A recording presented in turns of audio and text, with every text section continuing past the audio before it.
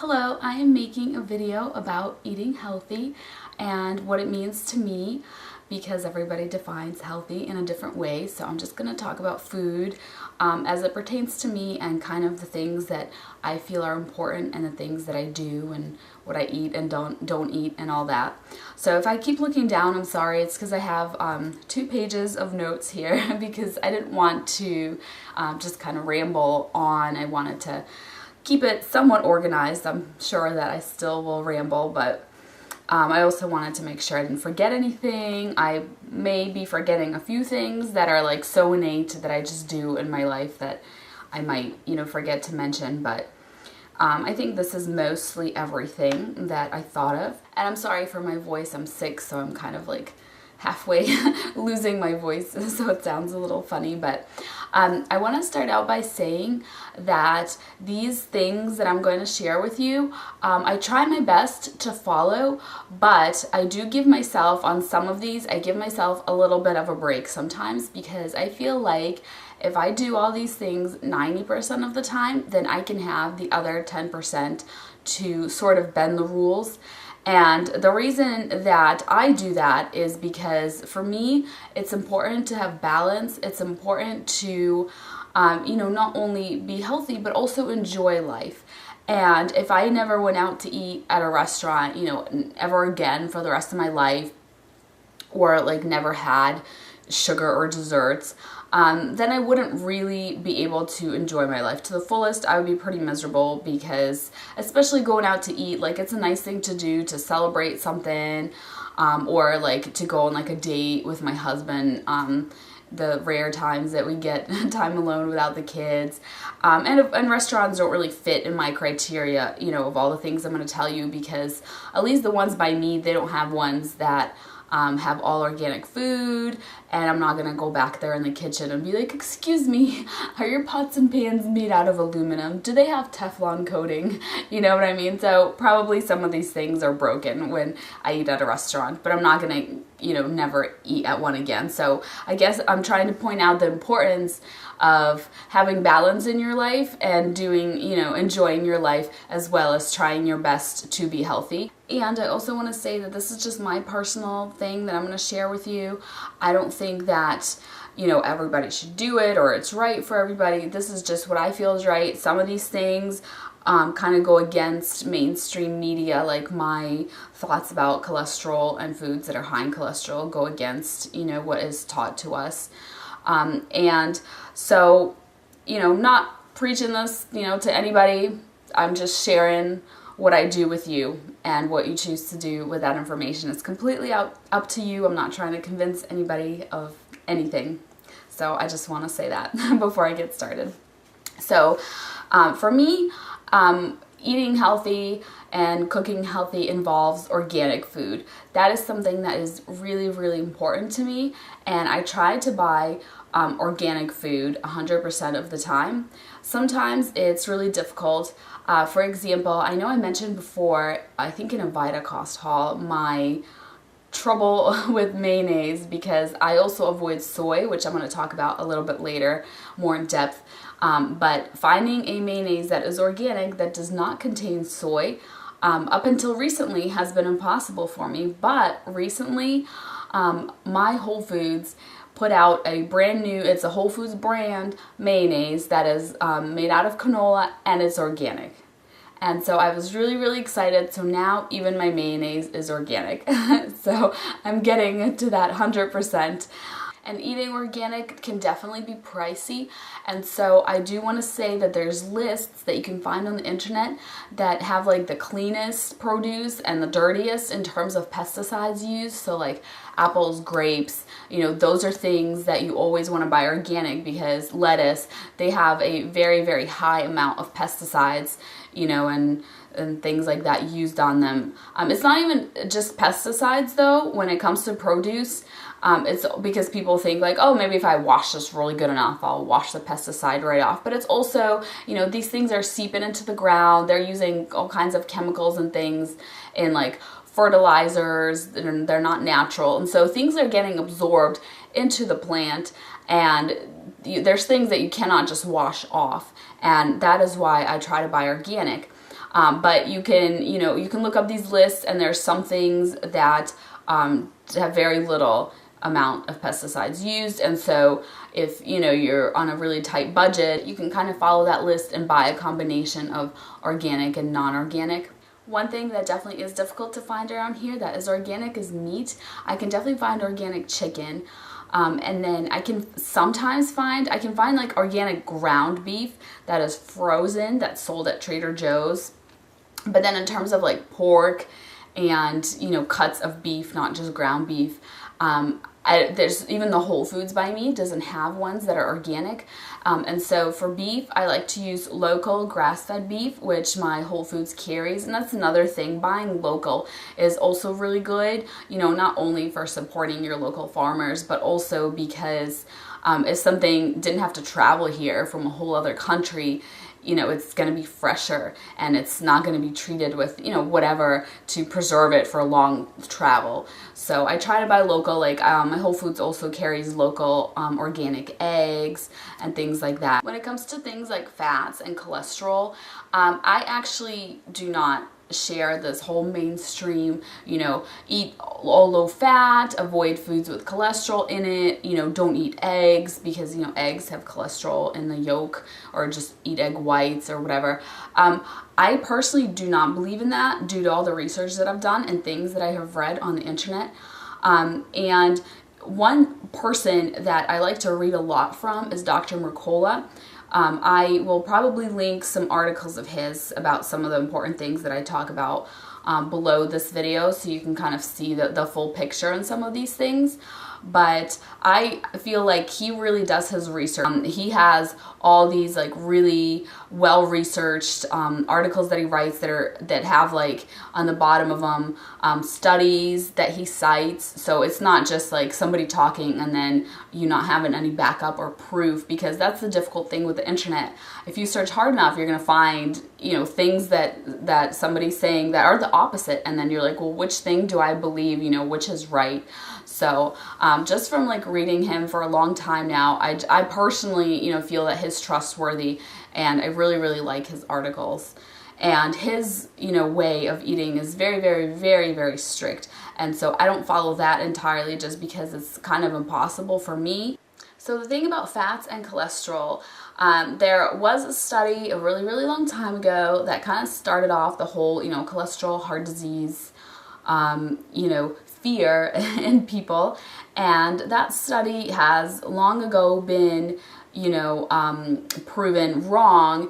And the study it showed like a link between the two, but there was data from lots of different countries, and the study only used the data that made the correlation. If you put in all the data that they had, like the countries that they excluded, you put that into the graph, there's no longer that like correlation straight line. It's like all over the place. So that's not really, accurate information if you're only using things that make what you're saying seem true. But anyways, I actually watched a really, really interesting documentary recently also on cholesterol called Statin Nation. I think that maybe you can find it online still, but only like the little beginning of it is now free. I think you might have to pay to watch it now, but when I watched it, it was free for the first like week that it was online. And but you can also find all that information, without paying for it or without a video. Like Dr. Mercola has a lot of information on cholesterol and how cholesterol plays a really primary function in your cells in your brain. It's actually really good for your health.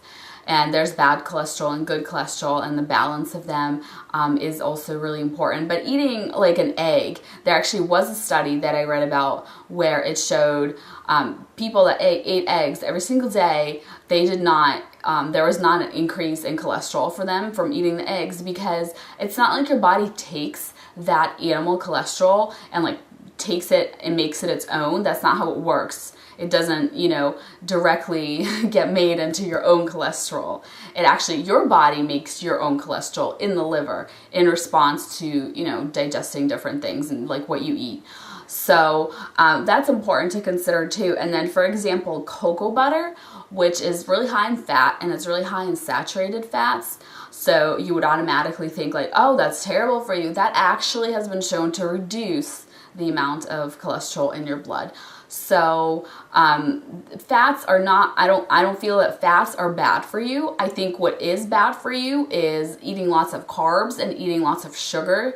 And one thing that I read about that's been happening with this whole low-fat craze is people have been cutting out things, you know, like dairy. They've been cutting out things like meat, and they've been focusing on things like carbs to replace it, you know, I'm going to have, you know, none of this fat stuff. I'm just going to have, you know, lots of pasta, lots of bread. And that is, of course, from my opinion, from what I read, not good for you at all. And that's been causing a lot more health problems, is this kind of shift in what people are eating. And also processed foods, and the amount of different, you know, things that they contain. That's another thing, is I'm really careful about processed foods and the ingredients that they contain. I don't like to eat processed foods. Sometimes I definitely do, because it's quicker and easier. And there's very, like mayonnaise, I don't make my own mayonnaise. I could, but to be honest with you, I just don't have the time to put in that effort to do it. So that technically is a processed food that I eat.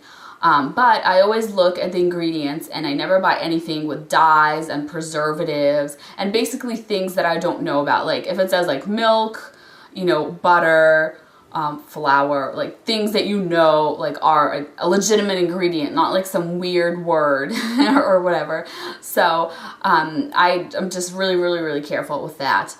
And you know that I'm kind of into natural makeup, and I try to use mostly natural makeup with a few exceptions. But when it comes to food, like I am really hardcore about food. I will not make excuses or exceptions for that. I will not eat food that has dyes in it, you know, even though I may use like a lip color with dye, because I feel like the amount of dye, as long as it's a food grade dye in a lip color, is trivial compared to the amount that you're going to put directly into your body if you eat something, you know, because you're not eating your lipstick. So when it comes to food, I feel like there's a lot more danger there, because it's going, you know, directly into you. When you put something on your face, it's just like, well, how much of that is really in the product to begin with? How much is absorbing through your skin? But when you eat something, like, there is no question about that. That is going directly into your body. So that's why I kind of am like a lot more hardcore about foods and what I eat. So ingredients, very important. I try to cook from scratch whenever possible. You know, very rarely, very few things will I buy that are, you know, pre-made, that are processed, so to speak. And I buy them at Whole Foods, and I make sure that they're organic, and everything I buy is organic. I make sure they don't have soy. So I might as well talk about soy now.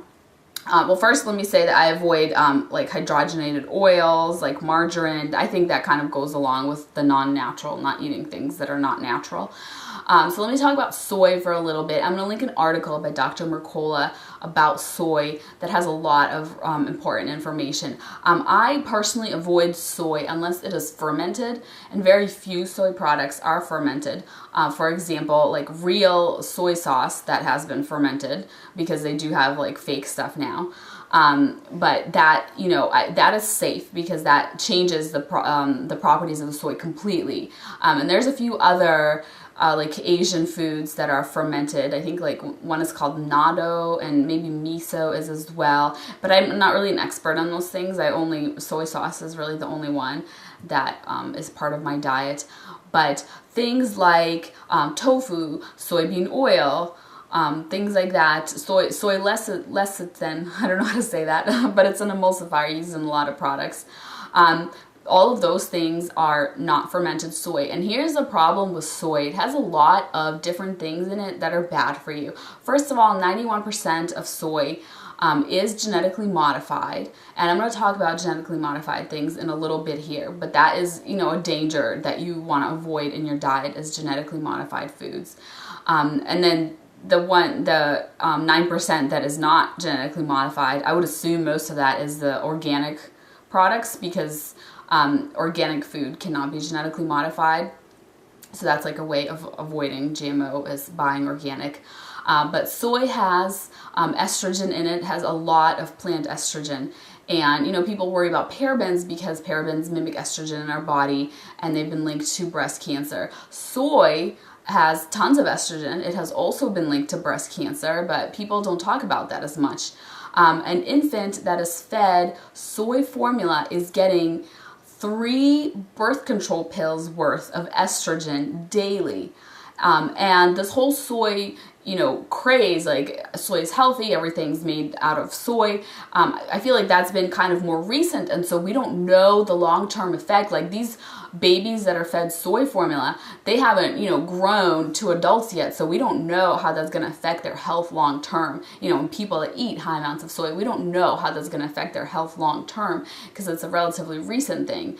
And so that really scares me. And there's a lot of other things. There's like something called like anti-nutrients in soy that prevent your body from absorbing certain nutrients. There's all kinds of things. And if you want to know more, then I encourage you to look at the Dr. McCall article because, I don't want to take up this whole video just talking about that. But that's the reason that I avoid it. And another thing I avoid is GMOs.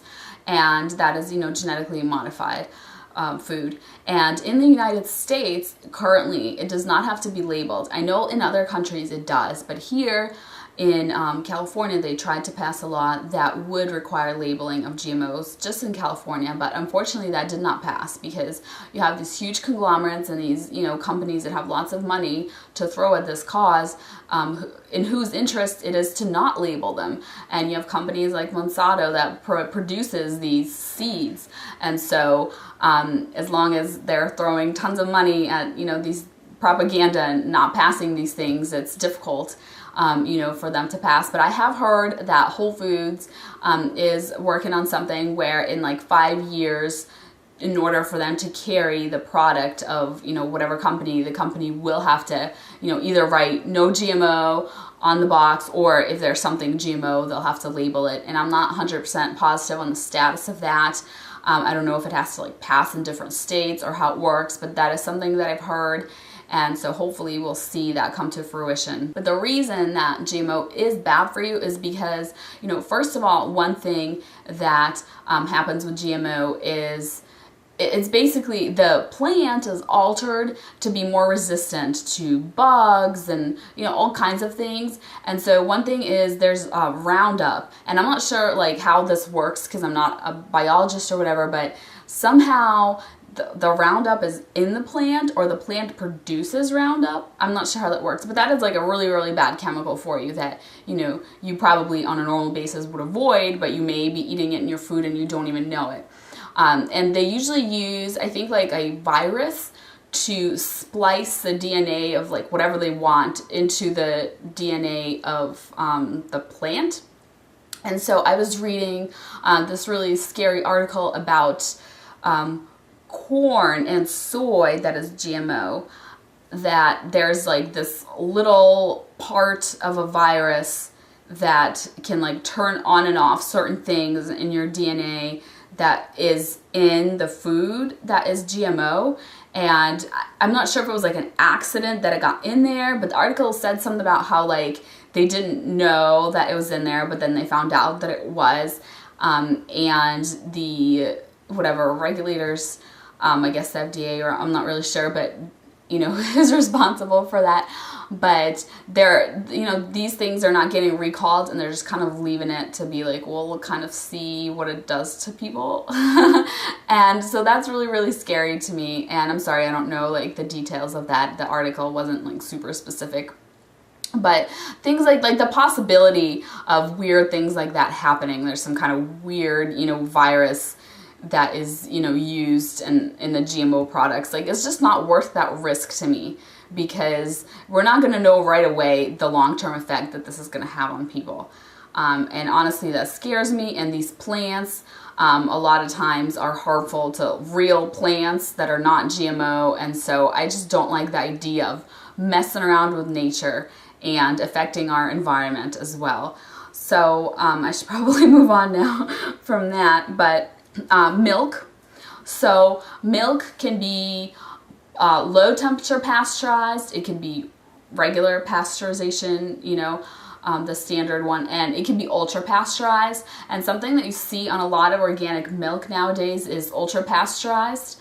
And if you notice the dates on the milk of how long it lasts, are extremely, extremely long. That was kind of the first thing of caution to me. As I looked in the milk bottle and I was like, oh my gosh, this is good for like a month, or like even longer than a month for some of them. And there's even milk in those little like juice box type things where there's a straw and you stick it in like to give your kid for lunch. That is not refrigerated. It's like with the juice boxes or something. Like I've seen that. And so that is scary to me. It's like, why doesn't this milk go bad?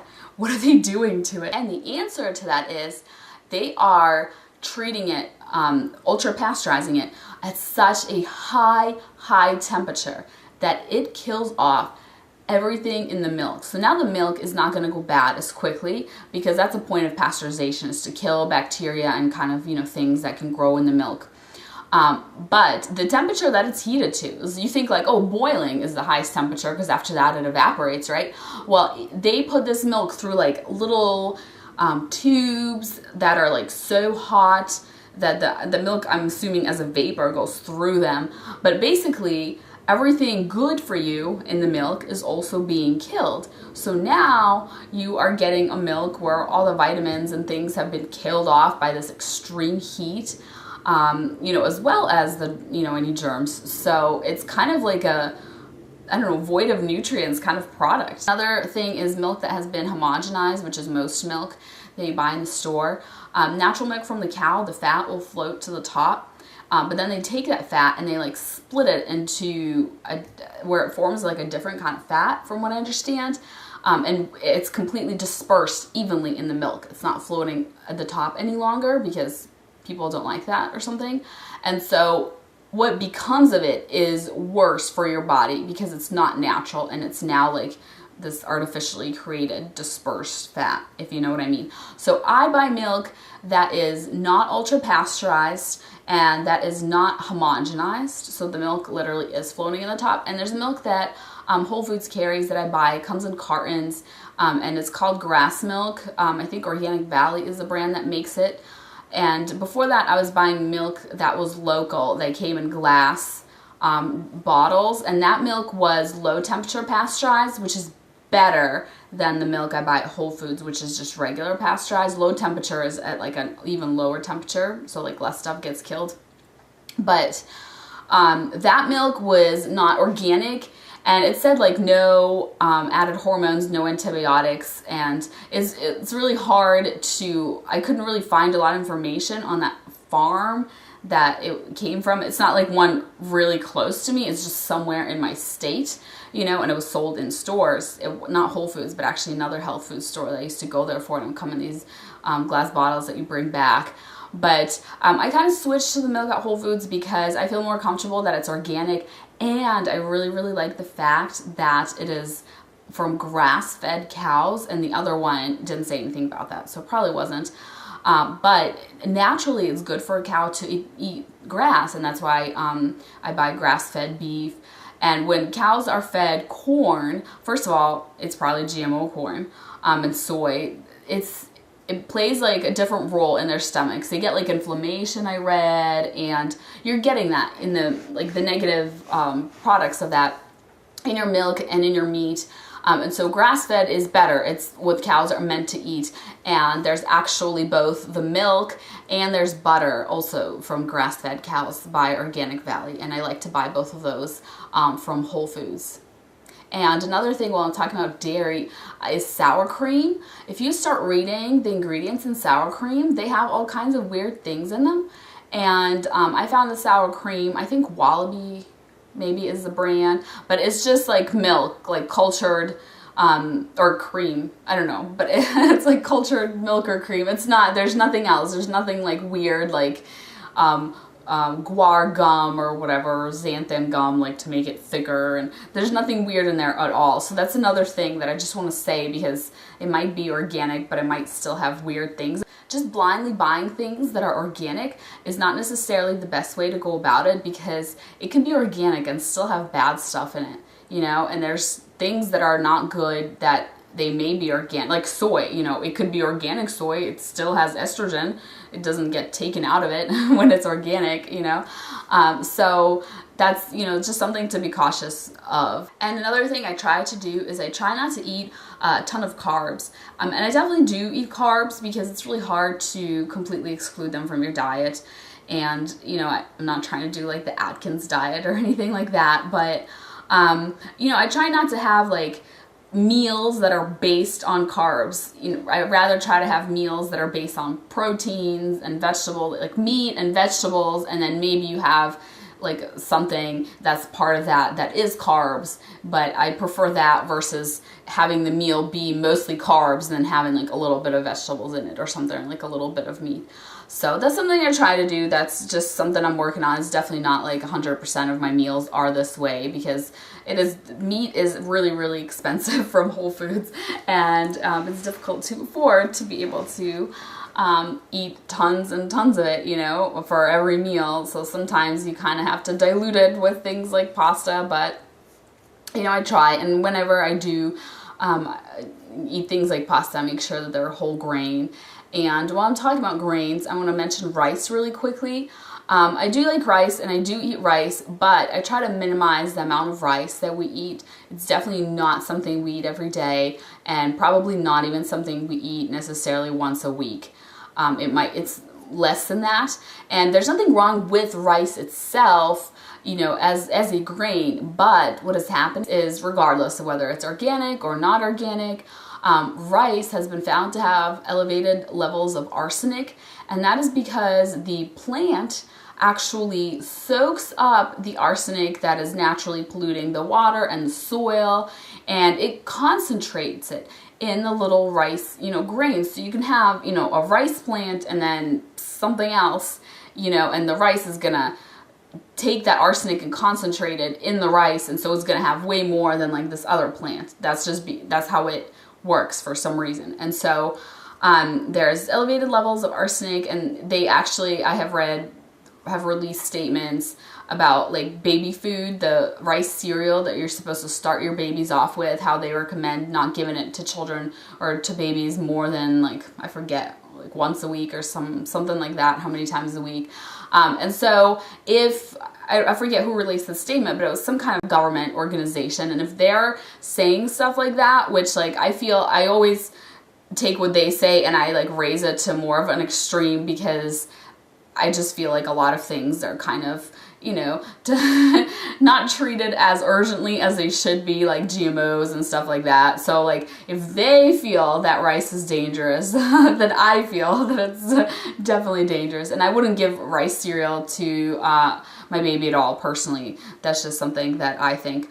But, you know, rice is healthy for you and it is good for you, and your body can get rid of arsenic if it's in tiny, tiny amounts. And it's not like, I mean, there's pollution and all kinds of things in everything we eat. So I don't think that you need to completely eliminate all rice from your diet, but I feel like cutting down the amount you eat, or the amount I eat, that is something that I felt was important to do. For salt and sugar, for salt I use an all-natural salt that I found that is not processed, that is not iodized. It naturally has a tiny bit of iron occurring in it, but you know, I switched to an all-natural salt. That's not something that you might necessarily think of when you're like buying organic things and switching to natural. You think of like, oh, salt is salt, like what could be wrong with salt? But when it's processed the way that it is, most salt is, a lot of like nutrients and things, or minerals are removed from it that, you know, you could get if you just get the non-processed kind. And same with sugar. Processed sugar, I mean, sugar is not good for you. It doesn't matter how natural it is, but processed sugar is even worse for you, because now it doesn't even have any little bit amounts of, you know, healthy nutrients in it anymore. And so I like to use things like sucanat, I'm not sure how to pronounce that, but that is like a way less processed sugar, and it looks like little tiny pieces of dirt, because it's not crystallized, it's not, you know, shiny, but it's just little tiny pieces, and it's the sugarcane juice. It's dried, and then it's broken up into little tiny granules. And then raw honey is another thing that I feel like is healthy to use as a sweetener. And I try not to overdo it with either one of those things. But I feel like they're good. If you're going to use a sweetener, I feel like they're a good alternative. And stevia is probably also a good alternative. Because I was pregnant and now I'm nursing, I was just avoiding it because I haven't found enough like studies and concrete evidence. I think that it's safe. I mostly feel like it's okay, but like they don't know the effect it has on unborn babies, for example. Like hasn't really been studied that way. And so I just wanted to avoid it because I wasn't sure. I feel like it's probably safe, and that's something I'm going to look into definitely later down the road. I do feel a little bit questionable about stevia that is the white powder because it's a green leaf is in nature. And so how does it become this white powder and what they do to it and how it's processed? I'm not sure how natural it is now after it goes through that. I do have a stevia that I used at one point that is literally dried leaves ground down, so it looks like a green powder. It does have a bitter aftertaste, however.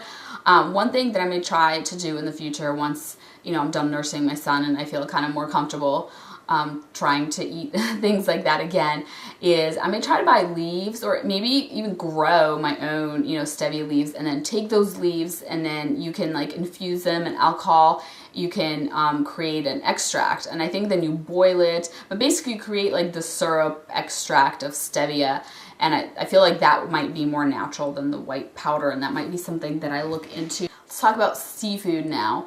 I avoid seafood because it is contaminated with mercury, and I know that different, fish have different amounts of mercury in them, and some are safer and some are more dangerous, and there's lists that you can find out there that you can read.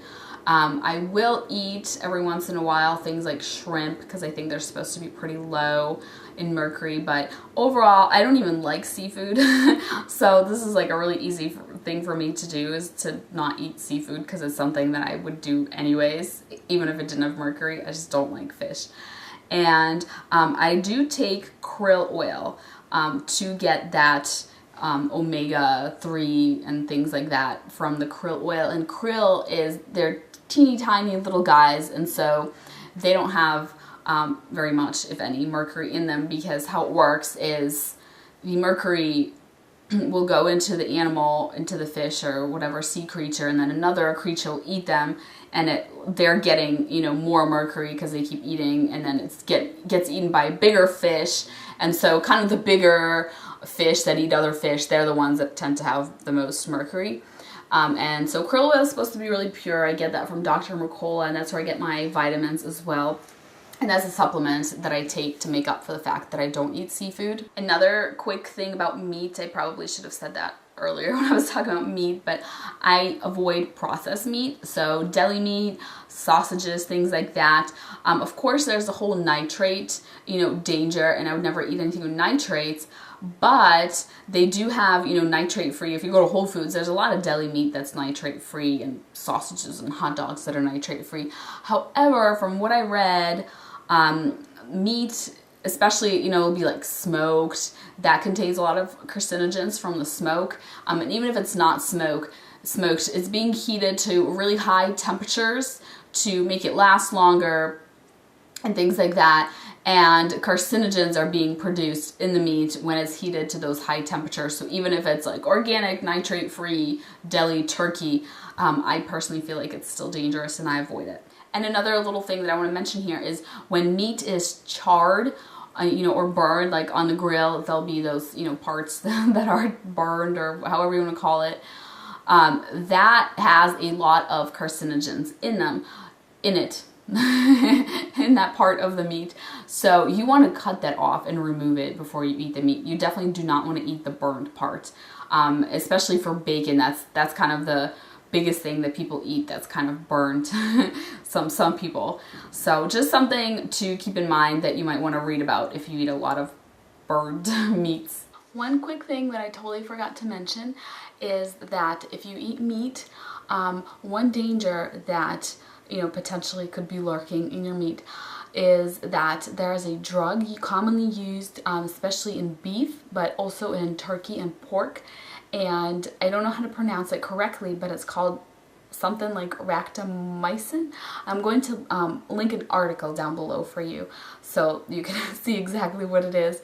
But basically that drug is used to make the animal have more muscle and less fat, because we know that meat that is less fatty is, you know, sold for more money, etc. And the problem with it is it's a very dangerous drug. It's very bad, not only for your health, but for the health of the animal. And the animal will die if it's on this for too long, and so they do this right before the animal is meant to be slaughtered, so that, you know, they're still alive at that point. And so it's not like, you know, the animal was sick and he had antibiotics like 3 years ago that are out of its system. This is even more dangerous because it's in the system of the animal, because they just had it, you know, injected into them. And that drug is so dangerous that it's been banned in a lot of countries, and Russia, as well as some European countries will not accept imports of, I know it's beef, I'm not sure if it's other meats or just beef, but those countries will not accept imports of that meat from the United States because of this drug. And there isn't a test. I mean, I'm sure if they if they wanted to, they could make a test, but as of right now, the meat's not tested for this drug, and there isn't a test for it, so there's no way to tell whether it has it or not, and that's why they just banned all imports from the United States of, again, either beef or other meats as well. I'm not positive. So that is something to be aware of and watch out for when you are eating meat. And I'm pretty sure from the research I've done, because I was trying to figure out how can I avoid this, and I'm pretty sure that, you know, obviously there's no tests, so you don't know 100% that the meat doesn't contain it, but I'm pretty sure that Whole Foods at least, you know, asks I guess the farmers or whoever they get their meat from to, like, I guess promise them that they don't use it, you know, or pledge that they don't use it. So that's kind of how I avoid it, is I make sure that I buy meat from Whole Foods, and then when I don't, and I buy meat from other grocery stores, which is pretty rare, but Whole Foods is kind of far away from me, but there's another grocery store like literally 3 miles away, so sometimes I have to get something real quick. I'll go there, and they have chicken that's organic, so if I buy meat there, I'll buy the organic chicken, because you know, organic wouldn't have that in there, and I'm pretty sure it's not even used on chicken, it's just used on the other meats. So there's that, and then there's another thing that I'm going to link an article about below that is, it's called meat glue, and they take little pieces of meat, and to make it into like a more expensive cut, they put this special stuff that's been developed that like glues all those little pieces together. And you literally, it doesn't even look like, there's a video and it's incredible. Like, you'd never be able to tell that this happened. Even like some butchers can't even tell that they did this, because it looks, then they cut it up and it looks exactly like, you know, little things of like a little steak or something. You wouldn't know that it was a bunch of little pieces glued together. So that's incredible, but of course not good for you to have that meat glue in your meat. So another reason I buy my meat from Whole Foods is avoid stuff like that. So that is what I forgot to tell you, and now back to my original video. So I already talked about sugar a little bit. I'm going to talk about fructose and fruit, which is where fructose comes from. Fructose is actually, in high amounts, is not good for you, and I will link an article by Dr. Mercola on that as well.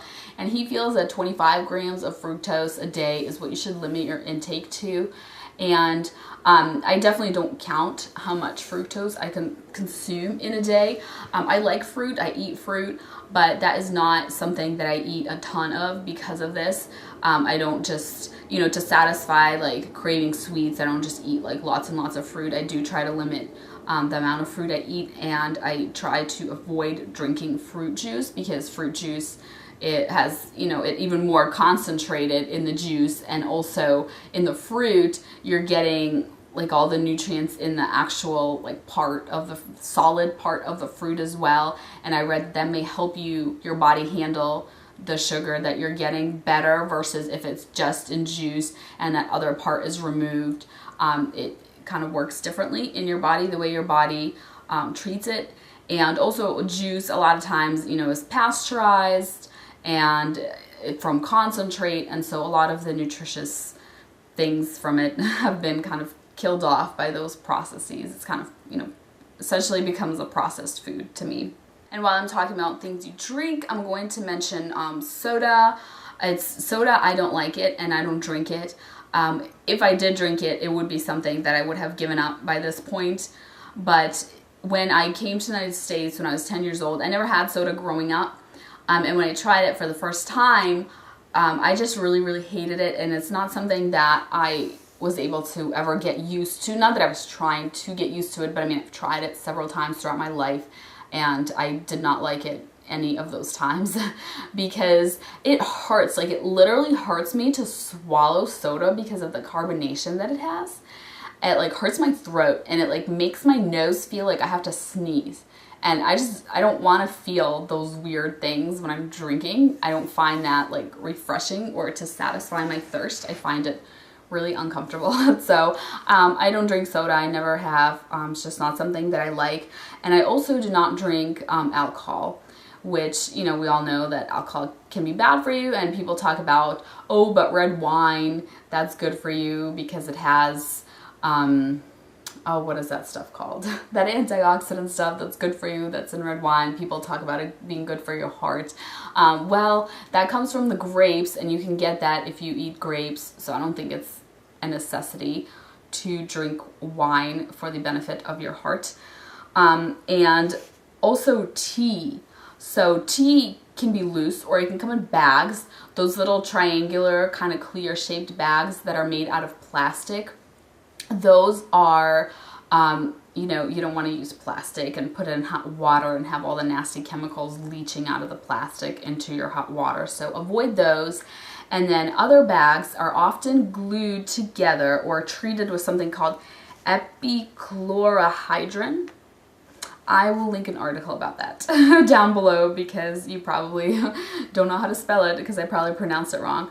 But that is something that is really bad. It becomes bad for you when it comes in contact with either just water or hot water. But either way, that is what you do with tea bags. Therefore, this is a legitimate concern that this is going to be present in your tea. So I actually emailed all the companies. When I read this article about this, I was like, oh my gosh, and I started emailing all the companies that my tea was from. And Yogi uses it. So that was something I was drinking that I'm not drinking anymore. And then, oh, what's it called? Nature or something. There's a tea that makes a lot of like herbal tea, but that one's good. They told me that they don't use that stuff. And the tea that I drink the most of, which is Republic of Tea, they don't use that at all. And they actually are, you know, really good brand of tea, and they have tea bags. They're circular tea bags. They don't have like the string attached to them, and they're actually not bleached either. So they're kind of like a brownish color, their tea bags. And so I really like that brand, and I'm just gonna stick with drinking it because that's what I was drinking the most of anyways. Now let's talk about how the food is prepared, because I think that is really important as well. If you are, you know, if you have pure, natural, organic food, and then the way that you're cooking it and the tools that you're using to cook it, you're microwaving it and killing off, you know, a lot of the nutrients in it, or you're cooking it in like an aluminum Teflon coated pan and putting all the nasty chemicals from that in it, then it kind of ruins the point, you know? And so things that I avoid using the microwave, which at first sounded like an impossible feat because I'm sure most people use the microwave a ton.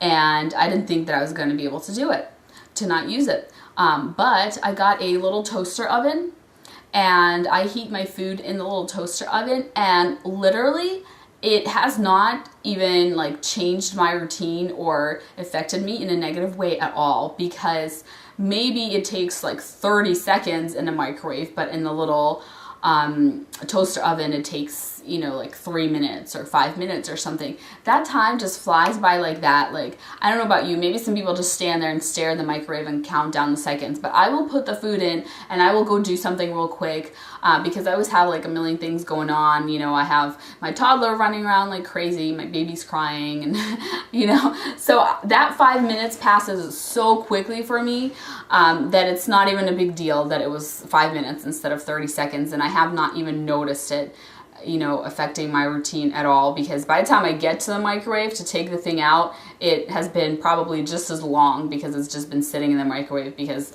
I'm multitasking and doing something else at that point.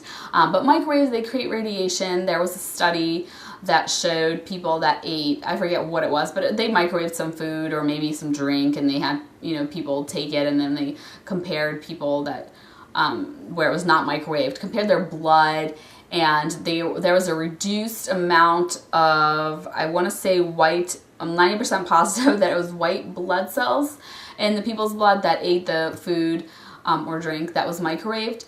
And, you know, then there's also, you know, don't stand super close to the microwave because it produces radiation. It puts that radiation into your food. The food is heated.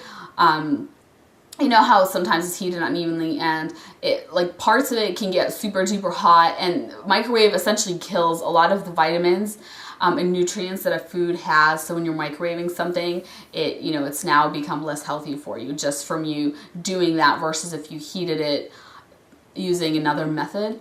And of course, another thing that you use for cooking are pots and pans. And so I avoid Teflon, I avoid aluminum.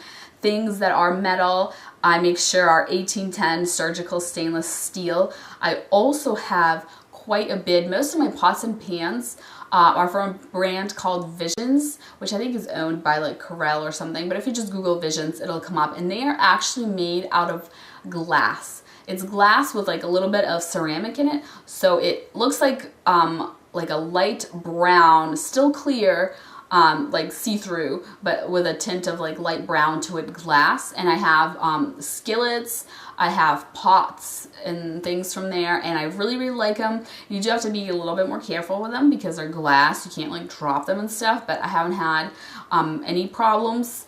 Is, you know, I keep it in a drawer that is like baby proofed because my toddler probably would break them. But, you know, for just adults, I think that they're, you know, good and safe, and what a good way to cook. You know, you avoid using metal altogether, so you don't have to worry about it. And then for plates to eat off of, I actually avoid all ceramic due to the concerns of lead in it. At one point, I was looking into switching our dishes to something healthier. And so I looked into ceramic, which is what our dishes were at the time, and it's the glades on them that can contain lead, certain paints. And not all of them do, and not all of them are dangerous, but it's just really, really hard to find concrete, solid evidence that something is not, because companies give these sort of vague answers like, oh, but it has less than the like allowed amount, and that doesn't mean anything to me. I don't care if it, you know, has the allowed amount or whatever. I want it to not have any lead in it, you know, and so it's just really, really hard to find concrete information. So what I decided to do is to use dishes that are glass, and there's a brand called Duralax that makes just plain clear glass dishes. And honestly, they are quite durable. They are tempered glass, so I think that's kind of how the glass in your car windshield works. When it breaks, it shatters into like those little tiny pieces. It's heated at like different temperatures or something. There's something in the way that it's heated. But it's just glass, just regular glass. You know, silicon dioxide, you have that in your body, and I feel a lot safer using those dishes. And honestly, you know, they're quite sturdy, because with the ceramic dishes, a lot of mine, like, we've used them for several years, but most of them had like little chips in them from just like hitting each other, or, you know, us not being careful. And the glass dishes don't do that, and they're actually quite sturdy. I mean, probably if you drop one, then it will break. But other than that, you know, I'm doing pretty good with those so far. And, you know, along the lines of glass, those things that you can bake in the oven with that are glass, those, you know, big dishes, and then they have all kinds of shapes and sizes, obviously, but I think those are a good alternative. They're made from a different kind of glass called borosilicate glass, which does have some additional things in it, but I feel like they are safe. And that's what I'll use for baking a lot of times instead of using metal, because it's hard to find things that are, you know, 1810 surgical stainless steel and don't have Teflon. It's easier. Those glass things are like everywhere that you can buy. So also they make the ones with the little rubbery lids that you can store your food in. So I prefer to store my food in glass rather than plastic as well. And last but not least, the soap that I use to wash my dishes. I use things that are natural, you know, in the dishwasher or just on the sink. I will use things that are natural that are, I think mine right now is like 7th generation brand. So just keeping all the chemicals away from my food. And that is pretty much it. I think those are pretty much all, or at least like 99% of my rules that I set for myself that I feel like make eating healthier. And some things that I like to do, that I like to eat for treats, because that's kind of the biggest challenge for people. I think that sugar is really, really addictive. I actually have read that there was a study with rats that they got them addicted to both sugar and cocaine, and when they made them choose one or the other, they all chose sugar. So I think the point was that they were trying to make is that sugar is more addictive than cocaine, which, I mean, I don't know because I've never tried drugs, but I think, you know, sugar is addicting and you do crave it. And, you know, if you try to give up sugar, then you are going to have a really hard time and you're really going to crave it bad, because that is something that I tried to do, and I'm sure everyone's different and, you know, it's different levels of self-control, but it was so difficult for me. At one point in all of this, I was like, sugar is bad. I'm going to give up all sugar and see how I do. And first of all, it is so hard to do because everything, bread has sugar, mayonnaise has sugar. It might say honey, it might be fruit juice, but it's sugar. It's different forms of sugar and it's sweetened with something. And it was difficult just to find foods that didn't contain it to begin with. And then, you know, once you did, you start craving it so bad. I did it for like a couple of days, and then I was like, I'm just going to try and really limit my intake of sugar instead of cutting it out altogether, because it was just too difficult. But of course, if you can do that, that is like a really healthy thing to do. But one thing that I do, I already mentioned that I use things like raw honey and sucanat. And I will make little snacks for myself, little treats to kind of get that, you know, craving something sweet under control without actually eating something that may have a lot of, you know, things that I don't want to eat.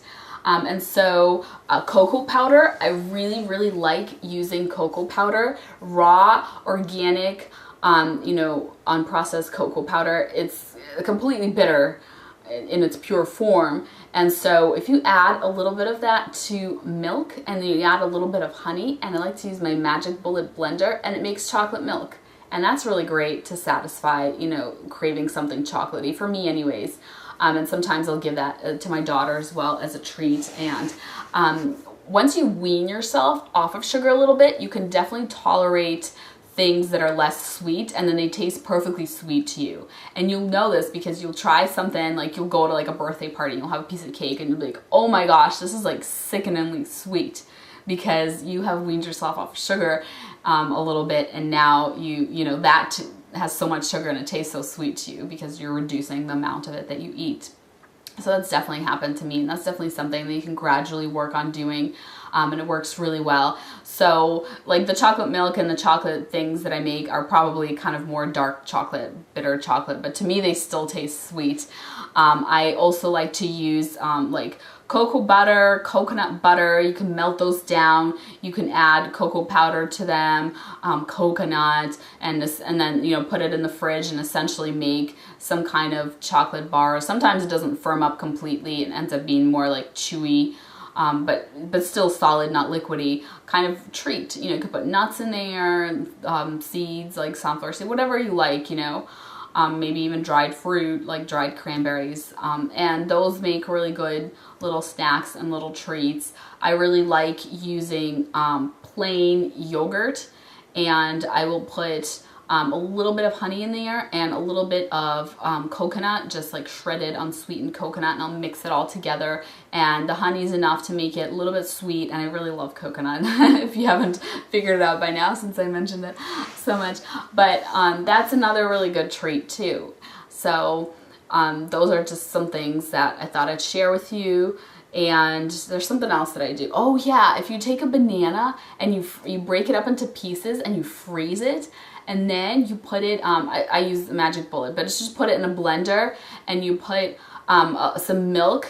A Magic Bullet comes with like these cups, and so I put it in a cup, and then I put milk to like almost cover it, and then I put a little bit of the cocoa powder, and that blends down to like a soft serve ice cream, depending how much milk you use, either like a soft serve ice cream or like a milkshake type consistency. And banana, there's something about banana that's really good at like mimicking that consistency of ice cream, because it's pretty real to me anyways. And it's essentially like a chocolate milkshake or a chocolate soft serve ice cream, and it's really, really good. So that's another really great treat that I like. So I think that's it. This video is probably super duper long by now, but I hope that this was informative to you. I just wanted to share with you. I know I mentioned, before, here and there, things I eat or don't eat, and so I just wanted to make kind of a full video where I talk about everything. And so thank you very much for watching, and I'll talk to you later. Bye.